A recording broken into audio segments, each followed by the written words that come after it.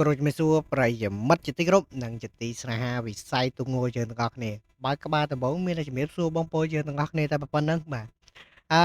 លឺតំណឹងឯងបងប្អូនយើងបាទលឺតំណឹងបងប្អូនយើងលឺតំណឹងលាហៀងហើយថា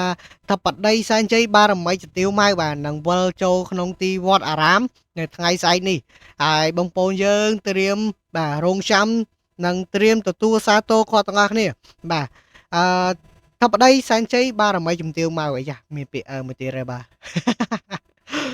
បាទនឹងវិលចូលក្នុងវត្តអង្គរវត្តបាទដែលស្ថិតនៅក្នុងខេត្តត្បូងឃ្មុំយើងហ្នឹងចាំទស្សនានិងចាំទទួលគាត់ទាំងអស់គ្នាបាទជាមួយនឹងខ្ញុំបាទ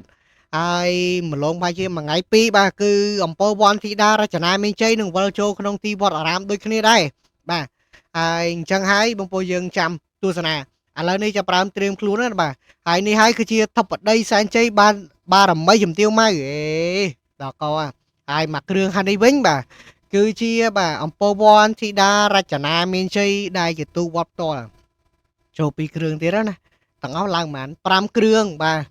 5គ្រឿងហើយនៅក្នុងបនអំពើវ័នបាទតាមខ្ញុំចាំទៅបាទទូខាងបស័យអនុមាន2គ្រឿងហ្នឹងហើយបាទទី1ដូចជាបស័យអនុសែនជ័យបារមីជំទាវម៉ៅអញ្ចឹងហីបាទហើយបន្ទាប់ខាងក្រោយនេះគឺធបដីសែនជ័យបារមីជំទាវម៉ៅបើខ្ញុំតខុសឬក៏ខុសឈ្មោះកន្លែងណាបងប្អូនយើងជួយអធិស្ឋានទាំងអស់គ្នាបាទហើយយើងកន្លែងទៅមើលអំពើវ័នធីតារចនាមានជ័យយើងនេះវិញបាទគឺនឹងត្រៀមចូលដូចគ្នាហើយប្រវត្តិនៃការដូរឈ្មោះមិនមកអានឹងយើងចាំមើលនៅភាពចាក់ស្ដែង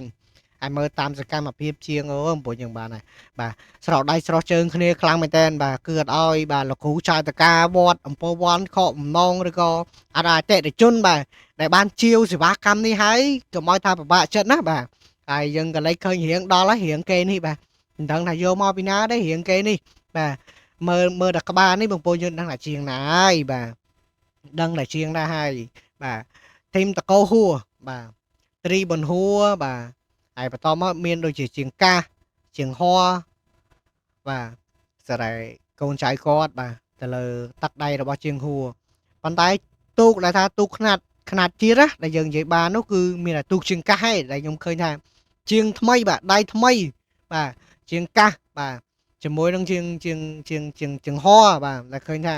រៀងឡើងដៃឡើងជើងបាទសេរីថ្មីមែនប៉ុន្តែដូចរៀងចង់តាមតនសេរីចាស់ដែរបាទញាក់សាច់ណាបាទហើយបើថាជាងល្បីទៀតបាទដូចជាបងប្អូនយើងខ្លះក៏ស្គាល់ដែរបាទគេហៅថាជាងជប៉ុនបាទគឺលោកអ៊ំហៀបហើយជាងណាទៀតបាទដូចជាកលេចទៅមើលខ្នាតអន្តរជាតិឬក៏ខ្នាតជាតិដែលថាល្បីនោះគឺលោកអ៊ំហៅ